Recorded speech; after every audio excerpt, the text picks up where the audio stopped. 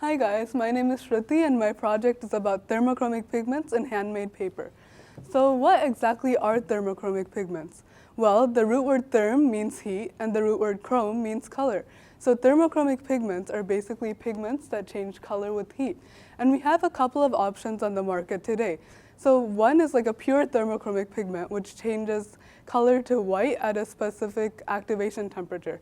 So to get some terminology out of the way, let's suppose we had a red thermochromic pigment that becomes white at 72 degrees Fahrenheit, and we would call this red 72. And this is a reversible process, so when the temperature drops below 72 degrees again, the pigment will become red. Another option we have is actually a mix of pigments, one that's thermochromic and one that's not. So suppose we had the same thermochromic red and we mixed it with a blue that's not thermochromic. So when the temperature is cool, we'll get like a purple, like this bullet point, and when we heat it, it becomes blue. So people have used thermochromic pigments before as a coating for a canvas like paper or clothing, like this thermochromic t-shirt. But what we wanted to do was something like completely new, which was incorporating these pigments into the pulp of the paper itself. And we wanted to make the user interaction as great as possible. So we wanted to make the paper, which is an ancient technology, as interactive as our Wiis and iPads today. So we had a couple of questions, and the major one was how many colors can a single sheet of paper show? So I talked about the options on the market, and whether you're going from color to white or from one color to another, there's just two settings, one when it's hot and one when it's cold. So we wanted to maximize the colors, like have as many as possible. And this leads us to our next question, which is like, how beautiful can these colors actually be? Because you guys might know from mixing paint when you were younger, that when you like just mix a lot of colors together, you end up getting brown or black, which isn't really what we're looking for. And a couple of other questions we asked were how fast the color transitions could be and how efficiently heat could be transferred within a stack of thermochromic sheets. So there are a couple of applications for this, and one's already like being used right now, which is a thermochromic sticker. And you could stick this to your furnace or some other appliance, and it'll tell you when your furnace is too hot to touch or when you could touch it. But again, this is just like two settings, and if we are successful in our project, we can go more than that, like in this thermochromic coffee sleeve, which will tell you if your coffee's too hot, just right, or too cold, and you need to reheat it again. But the application that we focused on was the thermochromic book, which will change its content based on the weather you're experiencing and also your body heat. So first, we tested two different types of fibers. One is abaca, which comes from a species of banana plant, and the other was cotton, which I'm sure you guys have heard of before. So we have these like huge sheets of abaca and cotton in the paper lab, but to make them into pulp, we need to beat them using a Hollander beater.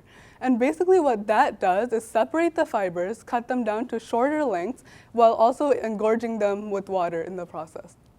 So after we did this, we separated the pulp into 12 batches, and we put like different pigment combinations into each of the batches. So we tested like 6 different combinations of pigments for each of the 2 types of fibers, so we had 12 batches of pulp.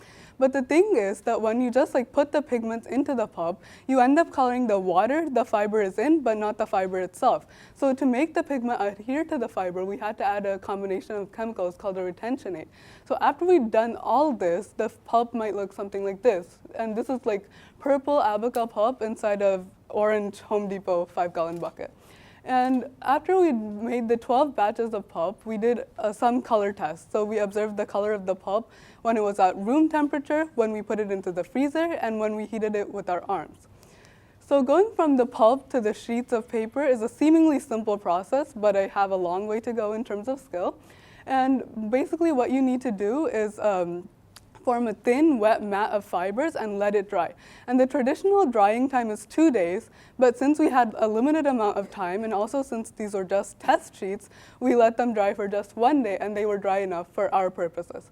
So this picture shows a couple of plain abaca sheets that I made. And after we made these sheets, we did tests similar to the pulp test, testing them at room temperature in the freezer and with body heat. So we also did like a small heat transfer test by stacking the sheets and heating just the top. So we found some pretty cool results, and the first of which was that abaca is always more reactive than cotton, and also wet sheets are always more reactive than dry ones. And this can be explained by thermal conductivity. So basically, water is more conductive than abaca, which in turn is more conductive than cotton. And this picture shows like our 6 initial tests. And in all of these tests, we added black 72. And the reason we did this is that we thought that at the coldest temperature, the black would mask all the other colors and the paper would just be black. But this didn't really work out the way we wanted it to, and it just made the sheets like slightly darker. So we tried adding like a lot more black, and what that ended up doing was masking the subsequent colors that we actually wanted to show. So in our future tests, we just like ditched the black completely. So, and for the number of colors we got in one sheet, we found that it was possible to get like at least 5 colors in a single sheet of paper, which was like a huge step up from the 2 we had before.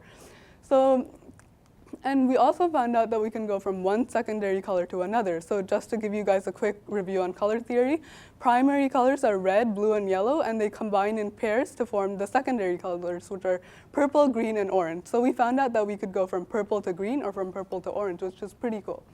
And from these 6 tests, we chose our 4 favorites, or the 2 we hated, depending on how you look at it. And we expanded on them by experimenting with pigment ratios, and our winner was this sheet of paper, which you can't see quite clearly in the picture, but it's reddish purple at room temperature, and when you cool it, it becomes darker purple, and when you heat it, like you can see, we heated just the corner there, and that's turned white because of the extreme heat. And on the opposite side, it's still the reddish purple. In the middle, it's like orange, and here's yellow, and here where it's the hottest, it's white. So we also did a small heat transfer test, and we did this by stacking a bunch of thermochromic sheets and just heating the top of it with our hands.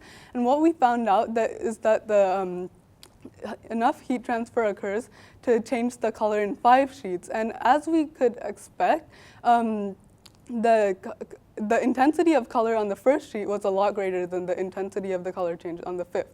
And after that, we also layered like 3 or 4 non-thermochromic sheets, just plain sheets of paper, onto a single thermochromic sheet of paper and heating the top of that. And we found out that this also changes the color of the thermochromic sheet of paper.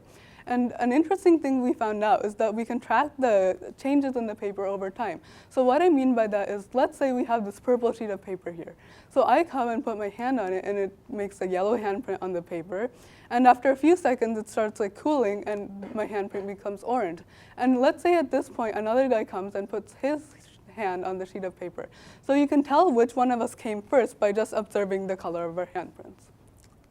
So in summary, we found out that 5 distinct colors could be displayed by the same sheet of paper. We can go from one secondary color to another, and enough heat transfer occurs to affect a color change in the first 5 sheets of a stack, and also we can track the changes in the paper over time. So for future work, in terms of the thermochromic book application, we can see what happens when we print either thermochromic inks or just like normal inks on thermochromic sheets of paper. We can also determine the effect of beating times on the amount of heat transfer. And one thing I'd like to see done is the thermochromic pigments made a lot smaller, or make their envelopes more polar. So the reason I'd want to do this is to increase their solubility in water. And the importance of doing that can be shown by one of our earlier sheets of paper, where you can see that the pigment hasn't like thoroughly dissolved, and you got all these spots here. So we were more careful about that in our future test. So with that, I'd like to thank my mentor, Michael Powell, for his like support throughout the experiment, and he was just like so helpful in general. His assistant, Naomi Patton, who helped me improve my paper making skills. My TA, Zach Rentz, for like reviewing all my work, and Dr. Lena Kim for helping me with my presentation. And finally, my family and friends who gave me moral support, reviewed my work, and also just put up with me in general. So thank you.